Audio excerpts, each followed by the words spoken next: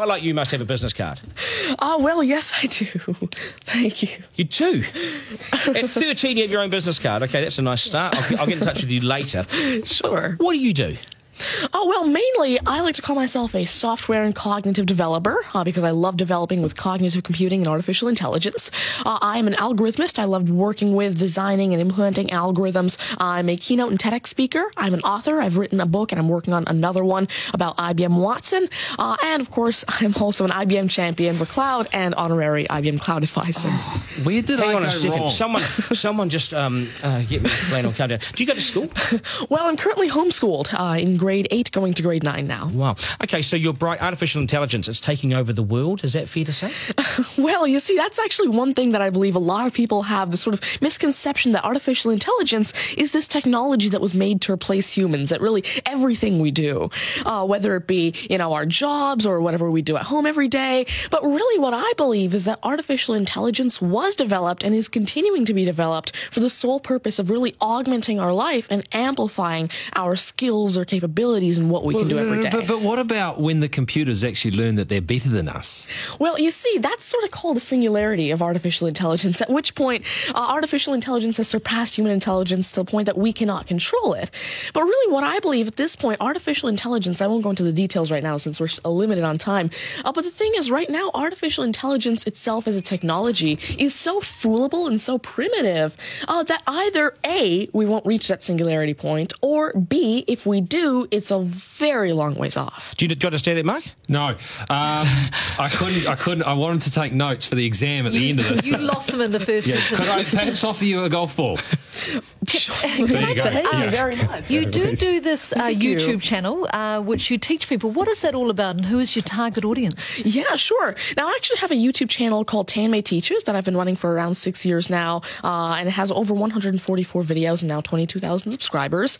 And so on it, I love to teach about computing, really programming, these algorithms that I develop, machine learning especially, math, science, and especially technologies like IBM Watson. Because, of course, I like to share my knowledge because I realize that there's this lack of resources for people to learn about technologies like AI, which is why I absolutely love sharing my knowledge through, of course, these YouTube videos, the books that I'm authoring, the keynotes that I have, and really Watson comes in here in such a great way because Watson allows me... What's Watson?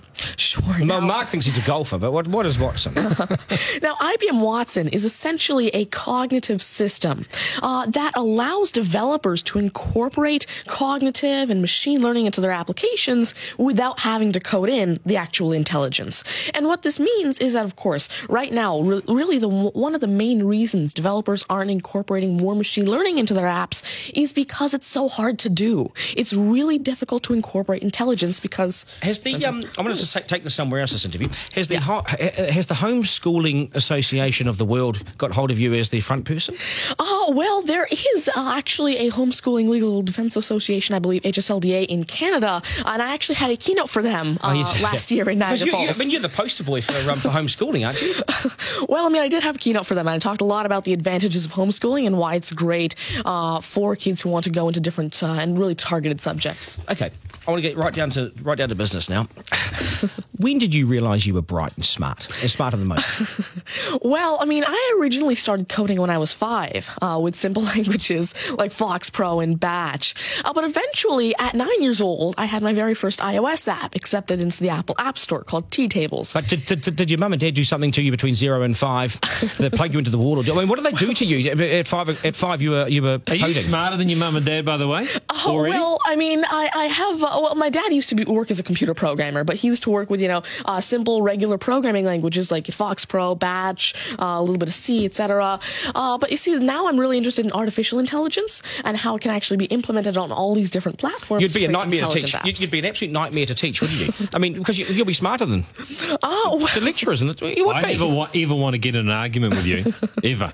But I would like to see you on a quiz show because I think you would nail that. Well, you see, there is one thing that I've been working on, and it's essentially an app called Ask Tanmay, an NLQA system, And so essentially, it's a system that can take your natural language questions and answer them for you using Watson and artificial intelligence. And actually, the original reason why I made Ask Tanmay, there's an Indian version of the Who Wants to Be a Millionaire show called KBC, which I originally wanted Ask Tanmay to play. So that actually ties in quite a bit with what I wanted to do. It's nice to see you. Do you get because you're homeschooled? You wouldn't go to school dances and things like that, would you? School socials and things? Do you well, I actually used to be regularly schooled until grade 6. Right. Then I became homeschooled, and so of course I still do have my This is friends still from a school. victory for public schools. Take that golf ball Yep.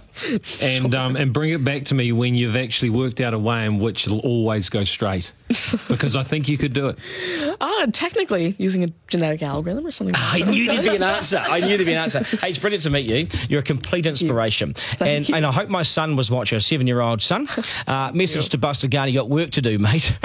Do your homework, and we got to sharpen things up. Nice to see you. Thank you very much. much. All the very best. Thank You're you. amazing. Thank you. You're amazing. Okay, news is next, and then we are joined by today's panel, which won't be as smart as this guy, but they'll still be good, and we will head back to the beach as well for a game of 9 and 10. So much pressure now on the contestant in 9 and 10 just to rip through it and get it right. It's coming up after 8.